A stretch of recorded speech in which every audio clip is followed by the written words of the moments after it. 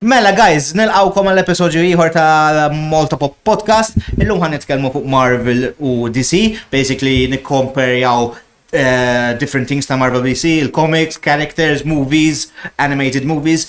Jekk għandna ħin, jew inkella sometimes we go overboard, nabdu nitkellmu ma nifqux, dik problema, li għandna, sorry, għandna ħafna problemi anka li ma jqumlix ħafna. Wejja, bro. Għajmu l-ek jensi. Anyway. Għara, inti tilbes, da kwet tilbes DC, jaminem. Aw, guys, għanna OnlyFans da' skireċ coming. Laqna l-intro. All right. Mux ħajkonna podcast, kulħadd għandu podcast, il-butcher ta' wara għandu podcast.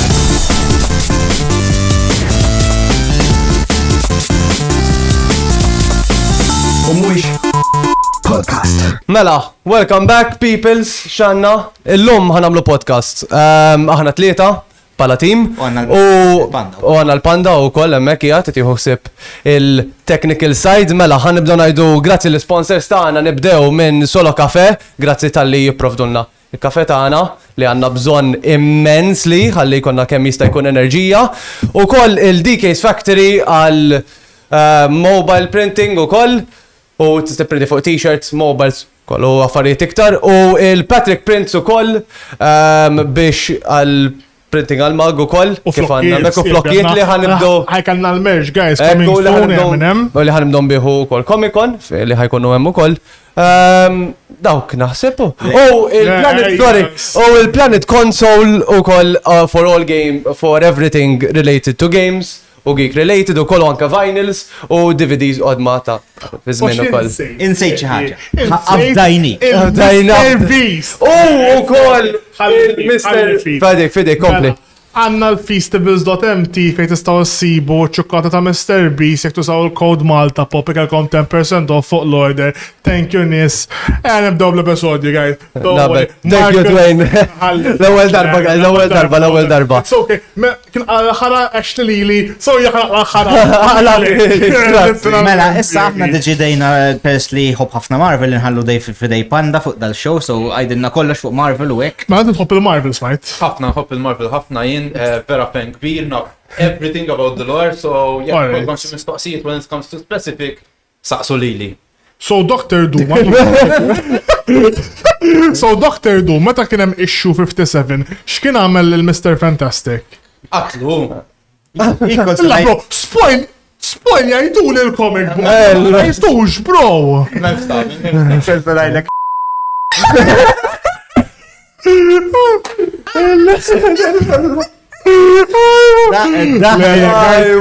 Guys, palissa dab kien blipjat u ma tistax tafu xatt. Nibda fuq characters.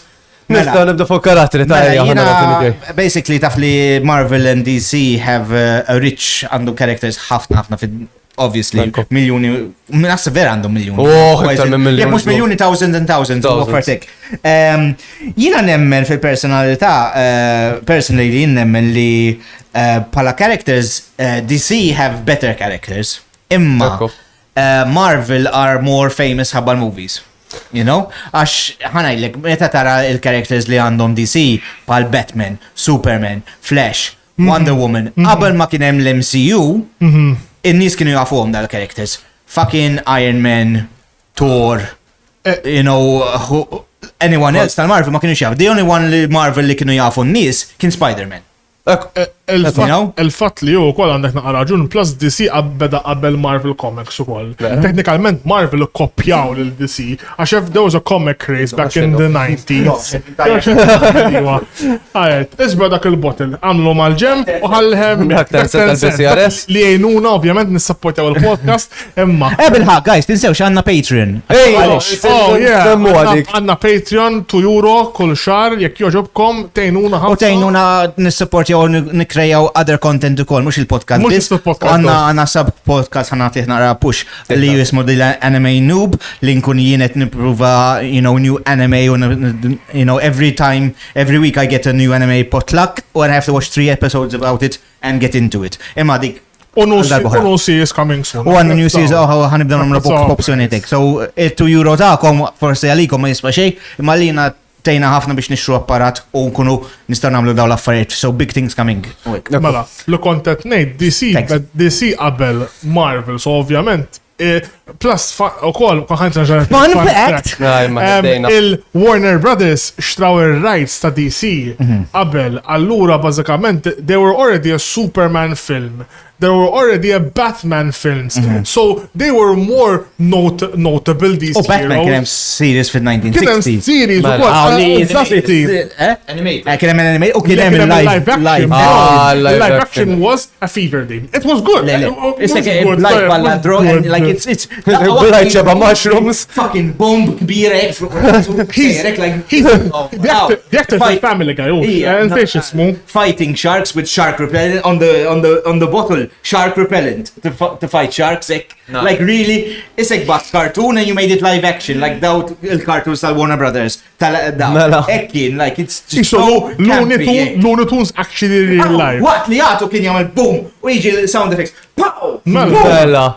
You've never seen clips. You've never seen clips, bro. I'm not really a DC fan, so I wouldn't know. Alright. Le, but these are like One of the best, not best films, but one of the main things that I like about DC are the lanterns. Green Lanterns. Alright, okay. I know a bit about that, but I'm not really anything. Alright, fair much. enough. Mela, look kontet nejt imma, so ovvja DC are more rememberable għax kienu qabel kollox, so ovvja, jisom Marvel, they had momentum ta' il-comic books ta' Marvel but they were outpacing DC. Ma comic books jitlu pala characters, Pala characters, imma le. Jina nemmen li Warner Brother DC characters huma better and more well known. Eżatti. U l-Fox, unbat bada l-Fox verse, unbat xin jisom raw. Ma ħagġa Marvel made no money off them, the IPs were bought by Fox. But that's the whole thing, that's movie things. They still gave a recognition to Marvel heroes, għaxin ħabba Fox, sirt naf Blacksman. Ma konx konnu naf Blacksman kieku jena, sirt naf Deadpool ovvjament, u kollax Deadpool konġa naf bih fil-verta qabel, imma ħabba fih, għamlu l-film. Which, għan saqsi li, l-għun saqsi li u kolla, which is your first recollection, first memory of a superhero? Which of a superhero film, live anything. action? Which like anga, especially qabel ma kien hemm movies jew hekk. Alright, okay. Easy. Dan il-superhero da l-ewwel memory għandi ta' superhero. I know. Meta the animated Spider-Man ta' 90s. Tista' Spider-Man. Mux ta' dak the old one, the one that used to air in Jetix. Da kien hemm Spider-Man o X-Men. Dik li għamlu remaster. So Spider-Man is your first proper memory of. U X-Men ukoll. Tnejn li huma f'daqqax fuq Jetix kont narafhom. So you got them from cartoons, mux minn comics jew xi ħaġa. Le, comic books ma nafx kont daqshekk fan da meta kont żgħir għax obviously I hate reading that much, like I prefer watching, you know. Madonna, meta tajtek, you alla fucking get a fucking knife. Bro, you know, reading is hard. Reading is hard, bro. Books are my life, man. Reading is hard, dog. I prefer watching it, you know. I'm that type of person. I go crazy, bro. Għana wicċu. Għajot tonna da' But the audiobook is better, bro. Especially if there's like Morgan Freeman speaking in the fucking voice. Mali jħorġi bil-Morgan Freeman Mela, Marcus, your first memory of a superhero. First memory of a superhero, Spider-Man, l-animated series, il-qadim netta meta kien hemm Craven the Hunter niftakar jiena. Mela, l-istess wieħed, mela. DVDs. Għax Jetix kienu long waqaf u Disney XD għatmar ġew għal DVDs. DVDs. Umbat għal-Batman. Maħabba tiwi. L-series ta' Batman. Għadim net. Ta' The Pow. Għax kombinazzjoni, fakartni, kien hemm xena ġo Batman, dik il-qadim net. Mux ta' Shark Repellent biex niftem, mux kienet tiddendel minn fuq dajsa u Joker, dik niftakar jena dik. Jien niftakar mur il-hotels jena, u ta' Golden Bay, darba niftakar, dak bis kon nara jena. Dak u ta' Mr. Freeze biex niftemu ta' Danny DeVito. Okay, the classics. Dak. Ma dok live action, ma dok jisom l-ewwel qatrajt ġifieri. Dak. Mela Panda, inti l-ewwel memory tiegħek ta' superhero x'kien? Teletubbies. Ostja! Power Rangers. Ostja! Ħatejt Ratatouille, bro. Le. Ostja Ratatouille. Tiegħi naħseb kien Fantastic Four. Fantastic film, alright. I'm not really, again, superhero thing. Eżatt, anka my family wasn't really into superheroes. I never really got into superheroes. My favorite superhero though is Deadpool.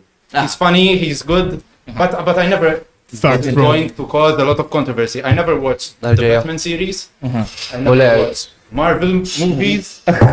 So, yeah, in the comments. And you love I know that. I'm And you love watching Deadpool, bro. Deadpool's Mill-nota.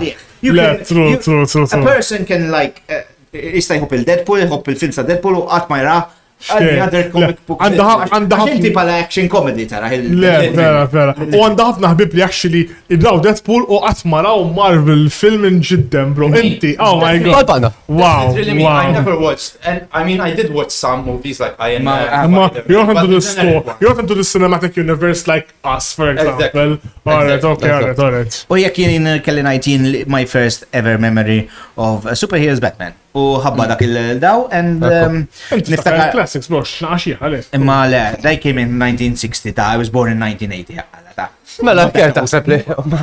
Mux 75. Mux taħseb. Anyway, Madonna. like Batman was my growing up my favorite character, the Batman, and then what kien ħarex il-films ta' Tim Burton, I was super fucking excited meta ħar. Dak mort nara cinema, I had 1989, kelli 9 u mort nara għalla cinema. I'm not judging you, bro. I'm not judging you. So, you know, u you're- kienet xok malla. Your mom used to pay for this all the time, allora, like, min kien ħallas, like, omma, bassu. Ħaniħu pocket money. Ma nafx, le, għax forsi ma nafx. Kon naħdem, Dak il-film kon taħdem, dak il-film kien żmien Kont antik, imtieħed bro. drogi, għadda. 9-year-olds dak il-żmien kienu like, mux fil-coal Child mines, bro. labor. Child labor, osta. Have some money, Mr. Sabbi, ħejja law. Inna ta' ċumnijiet, għal-ma toppi. Le, sabbi, ħejja law. Tittaħda petrol tijaj, tittaħda Sena għasken hemm petrol bħadda kizmin, għasken hemm karozzi. Għetti xetta ta' għetta ja. Għaj bella ħnallu. So characters jina nemmen li DC have better characters. Imma again, tantem characters interessanti. U kontu tafu għax għabba ma nqelbu fuq films li hemm ħafna characters li huma vera simili bej DC u hekk. Oh, mela, ovvio. Mela, Oh, Deadpool huwa carbon copy ta' Deathstroke. Yeah. Even the name, mela Deadpool jismu Wade Wade Wilson, Wilson. u li uħor madonna xismu, something Wilson u kol.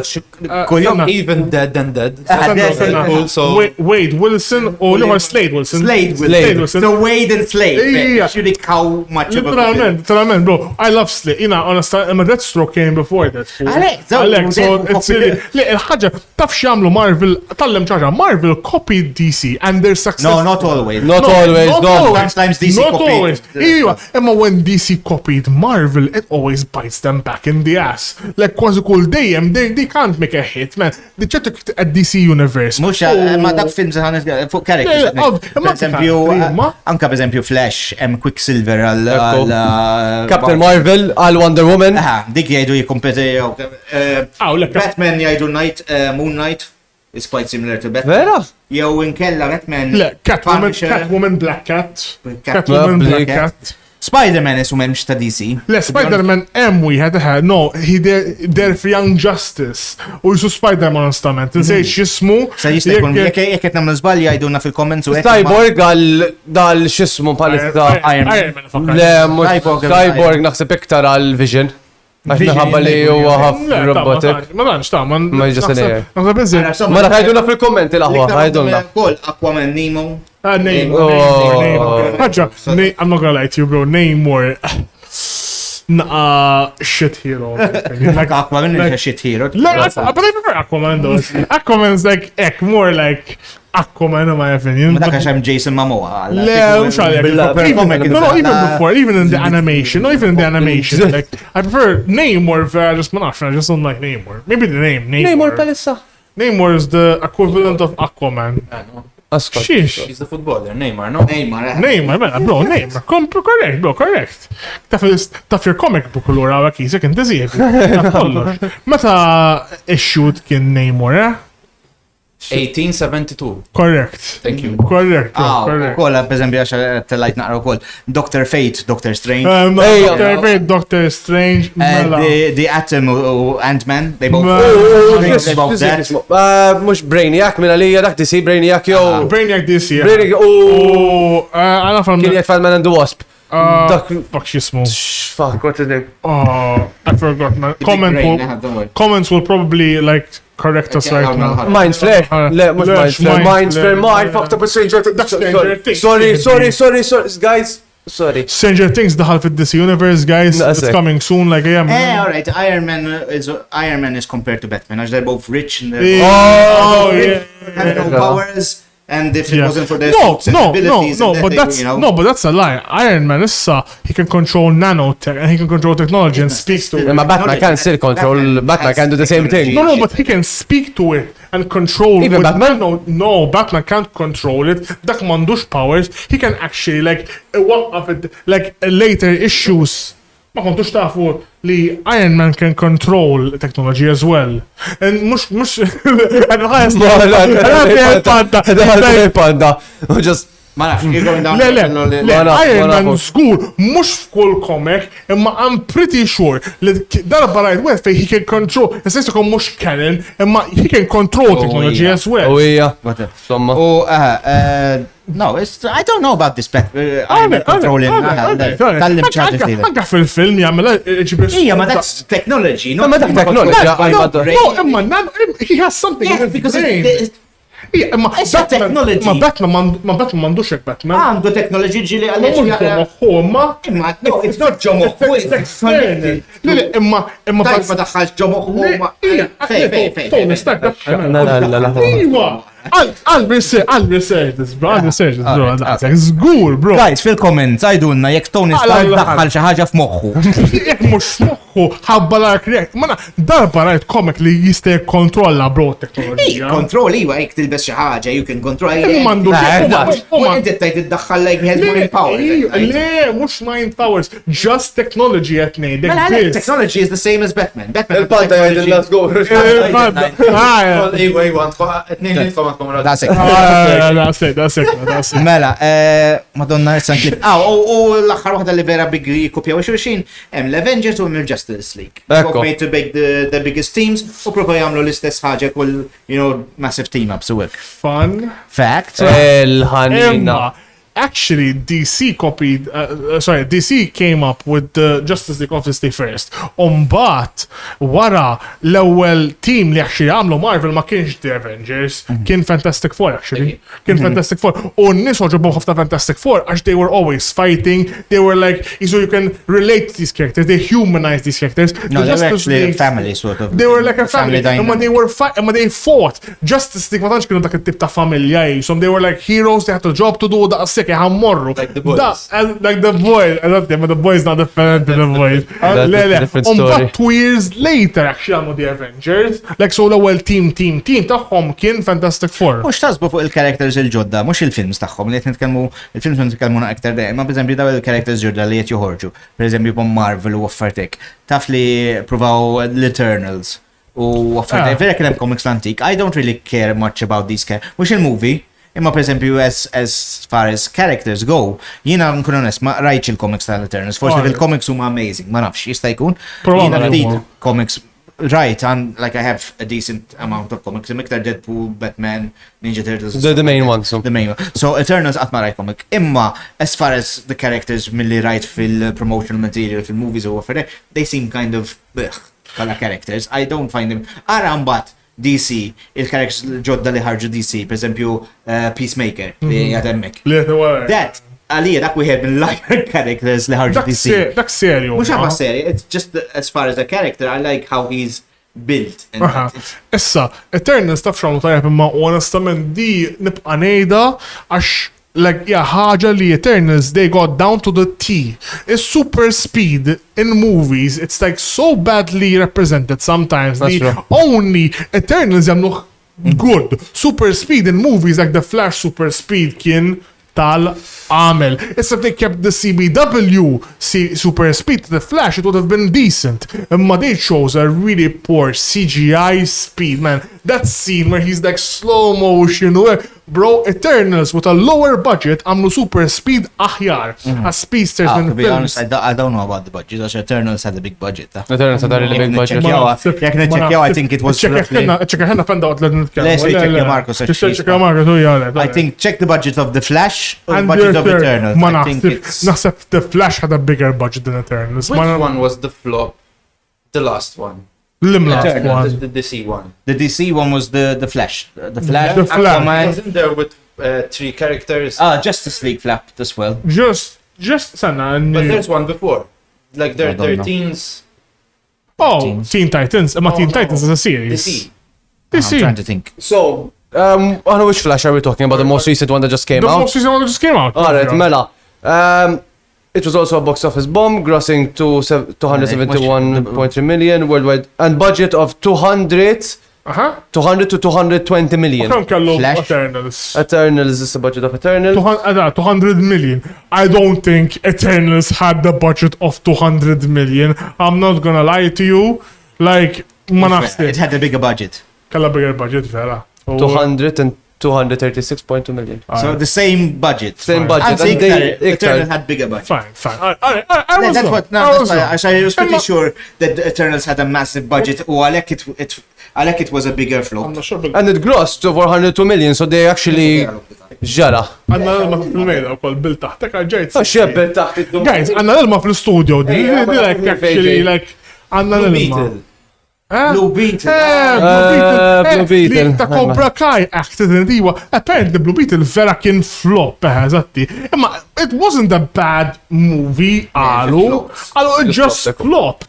Għax, apparently the actor was decent. The Yeah. story wasn't wow, vera, but it wasn't like bad. It was an origin story. Yeah, it was an You've origin. seen a million Like, times. You can never hate, I don't hate origin stories. I know what to expect. Mela, nitkellmu fuq Blue Beetles u kellna fuq Eternals u affartek. Characters, we sort of cover characters. Nitkellmu fuq il-films issa. Right. Obviously, pala meta nitlu fil-films, Marvel, they destroy DC. DC, there are a few live action. Live action, I have to admit, Eva, honestament, DC are lacking, sadly. I think Issa there is hope. hope for But them. now they're for the naħseb 60 or They're 70 rebooting the whole- Everything again. They're starting all over again. Imma now they have James Gunn. Which Yeah. James Gunn, jekk ma jitafux, James Gunn made 3 of the best ever Marvel movies. Yep. And he made one of the best ever DC movies, which was the James Suicide- Gunn li għamel Guardians of the Galaxy. That's So, it. Which is a really Guardians of the Galaxy 1, 2, or 3 are amazing. Peak. Peak. Okay, if you look at any charts tal-Marvel ranking from ratings, from critics, Yeah. if you see the top 15, Guardians 1, 2, and 3 are always in that top 10, top 3. Ismu għaraftu James Gunn. James Gunn għamel u Suicide standalone film was amazing. Dak actually mort kontent na Pokemon Go fil-birthday u bazzikament għetħana għettejtna raħa l-birthday dal-film ma bdejt nibżaħ kon No, flop it's pal amazing. actual imma għax l-għar Suicide Squad, il-tagline Suicide Squad, the original one ħallini like vera bad taste in my mouth. Sour taste in your mouth. Għettejtna riskjaħet. Għalli ċertu karatteri ġu dak il-film li għasid, għadma jidu. Għal-diablu għadma director. Peacemaker, bro, ta' Peacemaker, bro. Lila, jina net l-original Suicide Squad. Alright, għidem Deathstroke, alright. Imma il-diablu għata għasan ħat madomx jisemmuħ. Xisema dik mux il-villain, The Witch, jow xinija. Għasan dam jidru. Le, għax Madonna biex kif ħanin, okay. One is the Suicide Squad. Yeah, basically, mandom xjaqsmu, mandom xjaqsmu. Le, għandhom tikka, għax in the Suicide Squad deru xie characters li kienu fl-ewwel. Imma natively, għalija mandom xej xjaqsmu, guys. Don't see the first Suicide Squad. So my friend religiously lives off this film. Like he loved the first one. Għatlu bro, the second one is so much better. U jint ħat riskju dik il-ġotana għada l-film. Imma vera kien sabiħ. Le, li kellu kontriħ The Suicide Squad ta' James Gunn, pala ratings tara anka in the high 90s u anka nisi konsideraw wieħed mill-aħjar made and fun DC movies, which is difficult as DC vera they were on a shit. I think that's my only favorite DC film. Imma it was kind of a box office flop għax kien hemm il-COVID. Ej, waħad. Għax ħarġ fi żmien COVID. Meta kontrajtu ħaw Malta, jgħidu, bas tagħmel and not me, I'm pretending to be these DC critic fans li huma they suck Zack Snyder's dick. Cock. Yeah, cock. There are huma fissati fuq fucking Zack Snyder, which I'll get into him in a minute. I mean, people were complaining about the Snyder cut. So daw fissati fuq Zack Snyder, u meta għax James Gunn is taking over and they basically kick Zack Snyder out. James Gunn made the Suicide Squad. Kien wieħed mill-iktar flops. You don't look at the flop, you look actually how good it was. Jikkalkola li ħares minn il-Covid, ħadd ma seta' jmur is-cinema u għalhekk ma minx flus tal-liba film, għax kieku kien jifqa' għax it was an amazing, and the critics will show you, everyone. People love the Suicide Squad. Ħafna, and is it just me and Zack Snyder's editing style, like balla slow motion? Oh, Zack Snyder is like Zack Snyder cool shot, irid jagħmel cinematic kemm jiflaħ, bro. I'm like, dog, all right. Para Rebel Moon. Ħanqleb naqmen biex nurik how shit Zack Snyder is. Mela Netflix tawħ fucking amazing massive check. Tawħ unlimited budget biex jagħmel the Rebel Moon. Għax urid jagħmel Star Wars they didn't let him do Star Wars. I'll make my own Star Wars movie. U li ħareġ Rebel Moon. U biex jurik xi 15% Rotten Tomatoes, is-sequel like 70 minutes. Il-film is so fucking boring. Fucking għax li ħrat tal-movie late 3 hours ta' ħajri. 3 hours? He makes them so fucking long as well. Like, and then there's a Snyder cut. Like, bro, slow motion. Bro, I get it, bro. You're an aspirational director. Okay, I got it. Biex jurik Netflix basically fired him after Rebel Moon flop. Netflix critically panned that Netflix waqgħu għannek. Basta they were promoting this big Rebel Moon. Mela, jina naf kemm kont eċċitat għalih jiena sir Rebel Moon. Rebel Moon is the one that he looks like a mummy. Or is that? Rebel Moon bażikament isa Star Wars biex niftehmu Imma R-rated. R-rated. Lightsabers huma jisom għala xwapel b'kulur differenti. Star Wars and gave it his own spin. Okay. Għaxem like the Stormtroopers and like everything from Star Wars. The Imperial Army or so it's like a spin-off of Star Wars. No. Le, għastandu x'jaqsam ma' Star Wars. Star Wars. Thank God, bro. I would not want to touch that film with a 10-foot pole, bro. Basically the story is Mela Zack Snyder he jaħseb li għandu rasu kbira and he's the best gift to movie making. Maran Disney, he said jien rrid nagħmel Star Wars movie. Imma rrid nagħmlu R-rated. Disney said basically no. Mela fuck you. Netflix, I want to make this science fiction epic which is going to be better than Star Wars. Star Wars biex ħallu jagħmluha. Tawħ balla flus għax palet kien hemm balla hype fuq il-Snyder Cut u he had these cult of fans. He has a cult, man. Like no. Like I think he lives in his own delusion, that person. Like he thinks he's good. But honestly, you're not, bro. Like I think if you give any film student a budget and some money, he can make probably a better film than you. 100%. To be fair, he is overrated. Malla. He's not bad. He's not the worst director, but he does so many cliches. He's known for them at this point. Slow motion, Malla. If you take slow motion, man, 15 minutes in Asashtant, like in Rebel Moon. Sorry, DC, ma Rebel Moon. Anka he's just throwing corn into a thing. Emma just slow motion, bro. I'm throwing corn. What the fuck, man? I'm like, no, I did not want to see this in slow motion. Like, you could have made me watch it all my life with not seeing this one scene in slow motion, bro. Imma, kont ħanaqbas għaliha tikka zaħira. Ħabba xi. To be fair, the Zack Snyder cut of Justice League is better than the one they released in the cinema.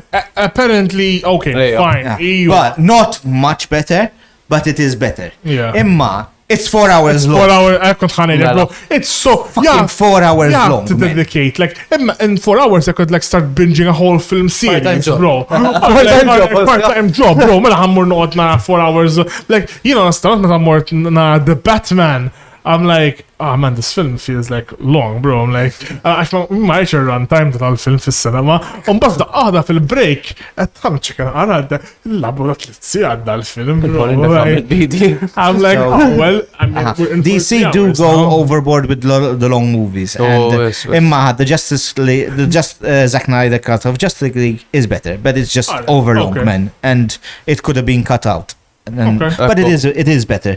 But still, Zack Snyder, he lost everything, and Lanka Pamatlik DC fired him, Netflix fired him, so I have to see where he's going. Disney don't want him. But HBO, it's probably he'll go on TV, it's probably, she has a name, sadly he has a name, so he'll probably go on to TV now. He'll try to branch out. And trid taddi xi ħaġa pendix kon ħajja ċara. Alright, ma ħansaqsikom, what do you think about the new Batman movie? I liked it. Mela, jiena rajtu, so, the new Batman movie, which... So the new Batman movie, jiena, I didn't mind it, I liked it, I'd give it like a 4 out of 5. Mux li dejjaqni, li għandu tikka zaħira different, how do I explain, like, it's more of a thriller than a superhero movie. Għaxanka, issa ħireċ il-spin-off tijaw The Penguin, September, by the way, the shot. Which is 29th, is basically a crime thriller. Oh, here Joker, that's but we'll get to it, actually. We'll get to it. It's The Penguin, it's a crime thriller. Li jien m'għandix l-ebda interess naraf. I don't care about it. Jimma rajx trailer, imma Penguin has a really good backstory, but he has a really good sound. They're changing it. They're changing it. How he's going to be a crime lord. Mela, jien kont rajtu l-film u ġobni ħafna li how they portrayed Riddler. Perfect, it's a new way, or they made him be how Riddler is supposed to be. Fucking insane. Maniac insane. Issa, suppost, kulħadd meta kien għadu qed jagħmlu l-ewwel Joker, ovvjament, suppose they had xeba nies kienet jgħidu that they have to tie in together Batman u Joker, imma issa tal-li ħajoħroġ tieni wieħed mhux ħajamlu Joker ieħor, so issa ħajamlu iktar focus fuq Batman. Issa, rigward Batman, huma they're focusing on the story rigward the Court of Owls. Fuq il-comics ukoll l-iktar waħda naħseb storyline li hija dark. Għax kif huma missieru they were corrupted, u mbagħad Penguin kien ġie involut ukoll u xeba affarijiet u ġenn oħra. Insomma, Penguin, l-attur ta' Penguin għaġobni ħafna, he did an amazing job u eċitat ħafna għal-Penguin series this month. Series, series. She's gonna continue with Batman 2, but it's gonna continue with Batman 2.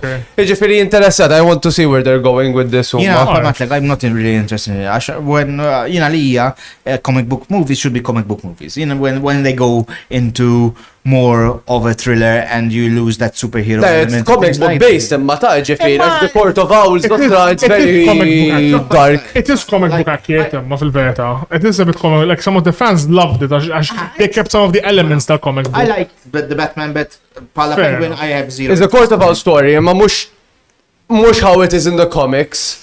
It's ovvjament, isma' movies, they have to change some things. Before, eżatti. Ma tistax ħajkunu 100% faithful to the Imma they were pretty faithful to some of the adaptation. Inti semmejt il-Joker, the movie ta' Joker x'derlek minnu. Mela, Għasqasina panda u jien x'naħseb mill-film. Mela, għajdu tafu. Ma jgħatux debat Għadu kif għadri Nilsa. Every so often we ask him about a character I didn't know. I'm interested in the Joker. I haven't watched it yet. The Joker 1 is really good. You should really watch it. But before we start with the Joker, Batman, the movie, when I went into it, honestly, ma ħsibx li ħajġobni, qed daħal nobodu. Like kolleġa moħ biex nobodu. Imma mbagħad I loved it. I ended up like, you know what? It's good. I didn't expect the Twilight actor was going to be... Nah, he did really well. Honestly, he really did a good job as Batman. Like, I'm like, honestly, this guy impressed me. Like, obviously, ma nimmaġinax, like, the old Batman is still in my brain, you know? For me, this new Batman is good. It's decent. Oh, plus, fil-post credits ta' Batman, spoiler alert, by the way. Ikonem jidher Joker. U għet l-attulet jilappa u. Il-voice tiegħu. Le, sol character. Sorry, Blair u ċertu pitchiet jidru għax jitu dinna kazzinu għek. Għeddim ma dirx kuċċu kollu. Jilli għet naħseb hija l-ewwel film ibbażata fuq the Riddler u ftit li shady start teasing about the Court of Owls u corruption ta' l-Wayne family. Issa second one fuq il-Court of Owls, third one numbat naraw xinu ġej. Imma I'm really excited ġifiri għax Joker in that movie jekk jibqa' jżommuh dak l-attur. It's one of the darkest Jokers. ħafna nis moġbuħom xo dal-film għax apparently it's a slow burner, jibda vera slow. Jibda slow, imma laqas it-ramp sa paxin sibi my best friend didn't like it. Honestly, vera boring. Insomma, għandi daqsik fuq Batman. Ma l-Joker, Nitkellmu fuq il-Joker xo betu naqbżu fuq il-Marvel. Mela. The Joker jina li stand-alone fil u pamatti dejjem kont naf it's not going to tie into anything ta' Batman. Leonet, Bruce Wayne is shown in the Joker movie as a kid. Mela, kien għadu zaħir. Dan huwa waħda minn daw li jgħidu alternative takes on li nistanajt li s-sequel tiġa il-biraħ u this week dew jgħatu previews ta' sequel leader it's quite bad, the sequel. They decided to make it musical. U mux għax musical, l-għu musical is just weird to make it musical. But they can work sometimes, which I wasn't against. But you have to be really careful of which part you play. The main genre is the music. Yes, it's the musical. It's not all of it. And then Lady Gaga's Harley Quinn. So I'm not gonna like this one. The second thing is, again, they changed a lot of things. Todd Phillips li għamil il-Joker, il-sequel rrit jgħamlu wahdu, u rrit jgħamil musical. It's not tying into anything. Anka, Harley Quinn, he said straight away li tiġet titlefna mal-fans, għal Harley Quinn has nothing to do with the character you know. What the fuck is she? Harley Quinn? She's not a Joker. They're using the characters that are well known to tie them in with other things. So they're trying to use the famous things of these characters to tie them in. I don't like, man. Yeah, obvio. It's their own take. It's their own take. How much is their own take? Give bidlu l-istorja. In the movie, Joker is the brother of Bruce Wayne. Mela, actually, they sent him off to an orphanage because they didn't want him. I'm like, wait, but this is not canon though. No. Batman or Joker as brothers. And he was like trying to say, no, Bruce Wayne is my father. I was the child, I was the affair, my mom like came down. I felt a bit bad for him because he felt like the film makes you feel. Walking in Phoenix did an amazing job playing Joker. He was a good actor. He was a good actor. Honestly, Joker 1 I liked it. It was okay. I didn't mind it that much, but again, Joker 2 ma nafx. So jekk qed jiddu vera bad, might be bad. Like I said, jiena excited biex nara James Gunn how he's going to do his take on Batman. Għax hu qal, per eżempju, l-ewwel film li ħireġ ta' James Gunn huwa Superman. Did they release the lineup ta' DC Universe? No. Oh no, so far only Superman. Oh no. It's played by an unknown actor or not a well-known actor. Not well-known. Good. Sometimes you don't need to get a well-known actor. Ecco. He's it's relaunching from sort of Superman is going to be the thing. Although Peacemaker as well, it was just yesterday confirmed li fil-Peacemaker season 2, ħajder Lex Luthor. Li ħajkun Lex Luthor li ħajkun fil-film Superman. So they're going to try to tie in. U l-Lex, u Dr. for Lex Luthor. Mux ta' l-Justice League. They're rebooting everything. The only thing they kept is John Cena as Peacemaker. Honestament, he was good. And that was a James Gunn series. Honestament, Peacemaker is one of the shows I absolutely love. Like, genuinely, DC shows, I've never really, like, DC shows, the CBW għamlhom ħafna, like The Flash, the Arrow. Flash, the first 2 seasons were peak. No, Green Arrow. No, CBW, they make some good shows. Like Flash in a job name, but it lost quality. Got too long. It lost some quality in my opinion. Emma Peacemaker is like from start to finish, class. Which is apparently they released a film list of the new DC universe. Nice. The first one is going to be Superman. Alright. And the second one is going to be Supergirl. Alright. Yes. Alright, so we're getting a new Supergirl as well. Supergirl's gonna be that girl from House of the Dragon. And then they released 4 more, but there's nothing announced yet. Unnamed. Not unnamed. There's The Authority, The Brave and the Bold, Swamp Thing, Oh my god, Ultimate Teen Titans, that's Batman, bro. and then Ultimate Teen Titans. What, they're getting... Wait, So wait, they're revamping Teen Titans, so they're not using the Teen Titans from No, the show. they're revamping Okay. everything. Actually, Teen Titans show wasn't bad. It wasn't good either. I'm not gonna lie to you. Medium. It was meh. Meh. Near the end, it was getting good near the end at least. And Supergirl is going to be released in June 26th, 2026. Alright, okay. And 2 years time. the girl who's playing Supergirl is the girl who was in House of the Dragon. Mother of Dragons. Mother of Dragons. Miliakot. Alright. You know, the blonde one. The Mother of Dragons. She was young. If I'm not mistaken. Alright. So, Issa, that's basically DC, the I was future of gonna say, DC. let's move a go little a bit bit on to to Marvel. Marvel. Basically, Marvel. Marvel, everyone knows about Marvel. They reinvented the whole superhero Literalmente. franchises. They gave life to superheroes. Again, they got people hyped. Now they're on a bit of a downhill. At their peak, Marvel was fantastic. Meta ħarġu Avengers up to Endgame, ma setawx jagħmlu anything wrong. Infatti, il-ratings tal-films tal-Marvel up to Endgame were all massive. Il-box office success tagħhom was all. I think everyone hit 1 billion. No, Endgame. No, not Endgame. Up to Endgame, near enough every movie they released was very close to 1 billion. Very close. Obviously, after Endgame. No. They were testing their waters. They were at quality. What do you think about Robert Downey Jr. playing Dr. Doom? Yes! I personally, a lot of my friends told me, bro, they're flopping here. I'm like, what do you mean they're flopping, bro? This is gonna be like revolutionary. There's technically also a comic where Iron Man gets corrupted, does become Dr. Doom. So I don't think they're gonna do that, to be honest. Yes, they will. Maybe. I That's think it, he's good. Marcus. Zguralla, I can guarantee they're gonna go that path. Sorry. Jaff id-direttur ċempillu għallu għawesma Marcos, dak ħajkun hekk u hekk sieħbi ċert jafa. Ħajkun hekk. Jien ma naħsibx, jien personalment naħseb I think it's gonna be his own thing, għax Dr. Doom they're gonna keep on using him on for a while. Keep in mind how you said in the comics, there is a variant of that, so if they go on that path, perfect. Ma nafx if they're gonna do an alternate universe or they're gonna use some characters from the current universe. There's a lot of theories that jistaw jkun this is a different Dr. Doom. Personally, my opinion on it, I'm mixed. Like, I nemmen li Robert Downey Jr. actor tal-bliħ. He's amazing. Any role he's going to do, ħajkun amazing. The only thing, I think it is a bit fan service and they're trying to get fans back. Imma, Robert Downey Jr. is a great actor, so he's going to be amazing in the part. The only thing, it feels like a sellout just to get fans in. You know? Min jaf kem ħalsu. Like, għax to get Robert Downey Jr. again to agree, man, like, he must have gotten a bag, bro, biex like jgħitiva. Some probably can ħajt għibu xorta. Marvel needed it. Marvel, as we said, l-axħar ftit after Endgame kienu shit. We already talked a bit about it in Eternals. Madam Web. Madam Web, bro. That's Sony. That Sony can go fuck itself.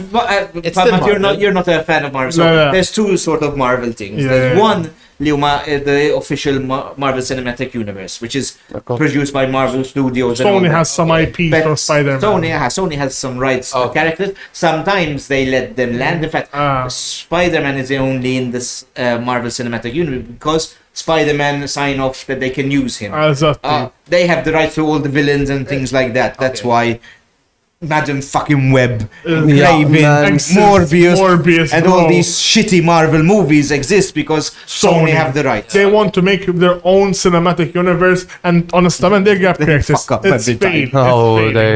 fake. I just found out recently. I was just going to TikTok.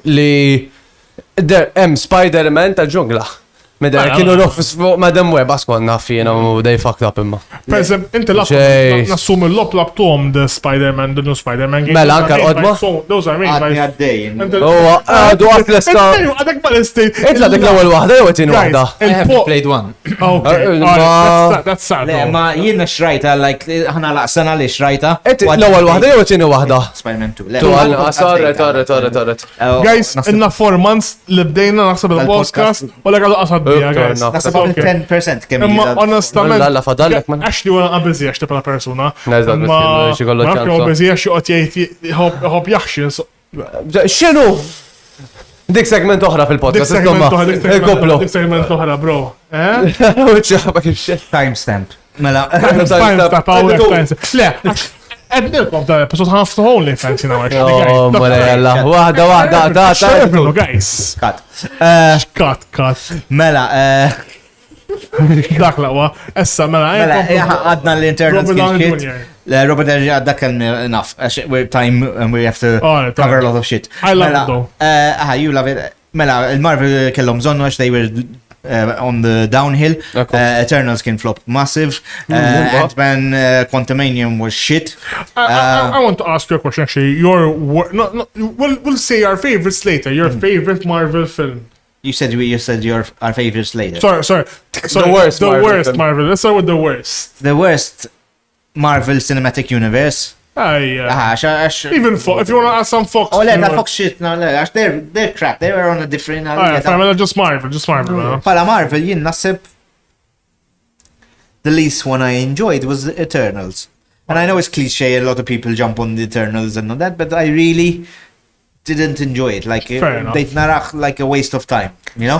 Anka, I think that even Marvel, għax kif nafu, lots of things that happened in Eternals have never been covered. Ma marrux għalihom lura, just little hints in She-Hulk, and now, obviously, issa ħajja ġej semmuhom f'Captain America Brave New World. They're actually going to mention the events of Eternals. It took 7 other movies that they mentioned. They didn't mention them. Għax tant, you know, it was mugh. They didn't have faith in it. Alright. Eternals it's an okay generic Marvel film. It's not the worst for me. The worst, għalik. Ħanet il-Marvel. Għaxed naħseb jena, strax. Għalek ma tafx, għalet, ok. Dubi, ta' Għant nasab qabel miej, ma għadu, enti panda, xinu l-worst tijak? Għandek met moħħok the worst. I don't know, maybe... You're gonna be wrong, but it's okay. Ant-Man? Mela ħanejd, okay. I don't know. Put it on us. Mela, guys, undoubtedly, the worst Marvel film, in my opinion at least, is Ant-Man vs. Wasp. Thank you. The second Ant-Man. Thank you. Like, Quantumanium is bad, bro, but honestly, bro. I wasn't far off. You weren't far off. Ant-Man 1 actually isn't bad. I like it. It's an origin story, very good. It's a good origin story. Bro, Ant-Man vs. Wasp. No, Ant-Man and the Wasp. I don't even care to tell the title correctly. It's so bad. Like, it's one of the worst Marvel movies. Yes, like, Eternals is bad, but Ant-Man and Wasp. Quantumania, because of what happened with Jonathan Major and Kang Mela, ħagġa li rnajt fuq Marvel, they fucked up a bit. Issa they're on the way up, għax obviously nitkellmu ta' malaj fuq Deadpool and Wolverine. He basically got everything back. He's Marvel genius. Again, I'm gonna say this ħagġa, forsi mimmi qabel miegħi jew le, jien xorta Deadpool and Wolverine, I don't really consider it an MCU movie. I consider it a Deadpool movie. It's a Deadpool movie. It has little tie-ins to the MCU. Because of the TVA? Because of TVA and other things. No, guys. You don't have to watch. I'm Thor, Deadpool. He's in the event. That's a different... That's Secret Wars, that's Secret Wars, guys. Imagine. That's Secret Wars. They leaked Secret Wars literally right now. And try to Deadpool.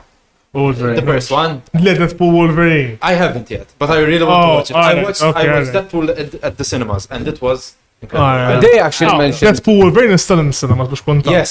So you should go watch it. Yes, Make the box office even bigger. Yeah. They actually mentioned that they want Tobey Maguire Spider-Man and Wolverine in a certain part in some time in the MCU universe that they actually speak to each other and interact with each other.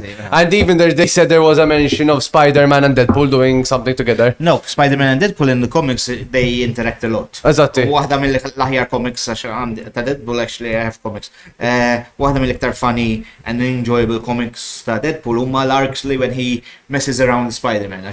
He teams up with him a lot, jagħmel ħafna għala fucking crazy. Spider-Man dejjem irid isotlu.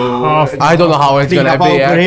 It's gonna be weird. Imma in a good way. To be honest, they did a really good job. Even għaxina comics ma naqħom xafna, imma għandek Alright, guys, don't get on my case. Naqra ftit. Imma to be honest, even when they put Deadpool in Ultimate Spider-Man, it was really good. We've seen Deadpool and Spider-Man in animation as well, and they've done a really good job. Imma animation, but when it comes to movies, I'm not gonna lie to you, DC animation movies are so much better. Marvel wins IRL films imma DC animation top. Le, I've heard ħafna minnhom tajbin. Jiena personalment xi wieħed rajt minn ta' DC Animation. Honestament, one which I really like ta' DC Animation li kien Batman and Ninja Turtles. That is really good. I'm excited to see what's the encounter between us and now Tony Stark, aka Dr. Doom, and Spider-Man, because they're really close. Spider-Man is going to be. It could be an alternate. Issa, il-ġdid ma taħħax il-ġdid issa. The next Spider-Man is coming out next year, if I'm not mistaken. Next year, or the year after. They're working on the 4th. And it's probably going to be based on, Black Cat, we know, I was going to say Catwoman. Black Cat is going to be shown, and it's going to be based on Kingpin as well, which was Spider-Man's actual... Is Spider-Man the next Marvel? No, or Fantastic Four is the next Marvel film that's coming out? Fantastic Four. No. How to call it? Xina, line-up insejtu, line-up palissa. Okay, so the next movie coming out is Captain America: The Brave New World. Yes. And then Fantastic Four. And then Ash Fantastic Four. Thunderbolts. Sorry, yes. Captain America: Brave New World, Thunderbolts, and then Fantastic Four. So I'm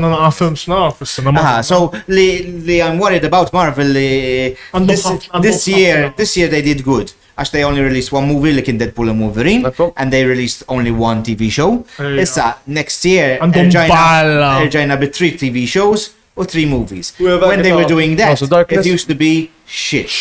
Issa we have to see. So we see about Agatha, House of Darkness. And what's your take on the Netflix madnix nsemmihom. The Netflix ones. They're good. They were good. They were good. I really liked them, to be honest. They were so good li actually il-characters ħafna minnhom l-actors li they played them, they got them to the MCU. Għalek saru fan phase. Daredevil. Even the Punisher? But they're going to be together as well. So tant kienu tajbin. I'm glad. MCU adopted them. Għax onestament, the Netflix shows, vera, I love them. Like, I loved Iron Fist, I loved Luke Cage. Luke Cage was my favorite. Iron Fist was a close second. Jena Jessica Jones ġobna. Jessica Jones ma jartux kollu, din ispeċċali. I like Jessica. Let, huma tajbin. Per eżempju, ma Marvel, they have done some shit TV shows. Per eżempju, Secret Invasion was shit. Saying that, I'm probably one of the li ħataqlaw li ħara ħafna guys. Jien She-Hulk, I like She-Hulk. Yeah, ma isma, She-Hulk has an audience. She-Hulk... No, She-Hulk basically is made for... But I like She-Hulk. I enjoyed it. It's made for boomers. It's not made for boomers. Actually, they put a lot of like new Gen Z culture into it. But I liked it. It's good. For some people, it's good. I haven't watched it fully. I'm like, I can't be stand to watch it because a lot of people say it's bad. Actually, apparently, it's She-Hulk is Deadpool breaking the fourth wall. The only person can break the fourth wall properly is Deadpool. That's it. It's fine. No one else. But She-Hulk, she does it in the comics. She does it in the comics as well.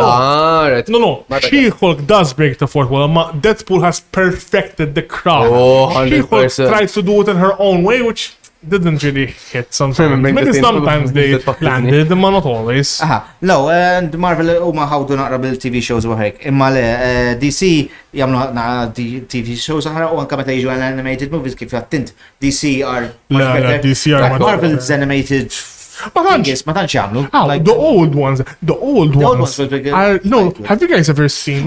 Saying that X-Men 97 is good. Never watched it. Oh yeah, I forgot about and plus the new X-Men as well. That one, X-Men 97. Ma mhux And just Spider-Man as well. and The animated part. The freshman year. The Spider-Man Spider-Man freshman year. Into the Spider-Verse. Yeah. Yes. Ma mhux just Wait, let's talk about freshman year. Mhux freshman. The one that hasn't even come out yet. The one that Tom Holland's going to be voicing. The animated one. Yes. The Spider-Verse, amazing, no? Imma dak full li so budget. I think the animations that DC make, they're not il-budget tagħhom mhux daqsak ikun għoli, imma mhux daqsta Into the Spider-Verse għoli. People like the new Batman that came out, the new series. Saying that, jina very joġobni ta' DC, għax sarħin rridu naqilbu, I just want to mention this one because I really enjoy the Harley Quinn TV show. Right, Animated serial is fucking hilarious. Hamallu, tal-vaċ, għax it's R-rated, imma it's fucking hilarious, man. It is very, very good. A Harley Quinn anime as well, a Harley Quinn isekai, which I'm gonna watch and probably rate it in the next podcast or something. Is it a proper anime? It's a proper anime. It's an Man, I isekai. recommend it for the anime noob. It's an isekai. I like isekai. And I love, actually no, you do love isekai. Fil-verità, isekai, that's a comment. That's a spoof. I don't care, it's an isekai. Anyways, what about the one Marvel film animation that jiġi f'moħħi huwa meta Hulk kontra Wolverine. Alright. Well, I would mention the It's an old one, man. Deadpool's in that. Deadpool's in that too. And I'm like, wow, man, that was a really old animation. Like, Marvel għandhom animation tajjeb, per esempio l-old cartoon Spider-Man u X-Men kienu go-to. Mela, so sarna aħin, speċi. Again, jek si Ma għax tinsix we have our... I know, we're on tight. Our producer needs to itir, so we can do it a bit shorter. Mela, kemm rrit ngħid qabel ma n-close jew fuq da, if jek tridu għajdunna fil-comments u jek tħobbu daw il-one-off shows li namlu just Malta Pop team minn flok ikonna guest. Għajdunna maybe we do more. U anka jek għandkom xi suggestions about topics u offertek. Għajdunna għandna nitkellmu minn sormna u ġili nħawdu l-alla. Imma nħobbu nitkellmu. Nispera li jintkom tiħdu gost tismanu nitkellmu. Issa ħanaddu dawa tal-trivia ta' Marcus. Imma rridu ngħidu fuq kollox għandi l-iktar mistoqsija taħraq ħafna. Mela, nibda minn Marcus. DC or Marvel? Marvel mill-ewwel. Marvel. DC or Marvel? Marvel, bro. Panda, inti speċi u xorta. DC, shorta. DC. I think I prefer DC.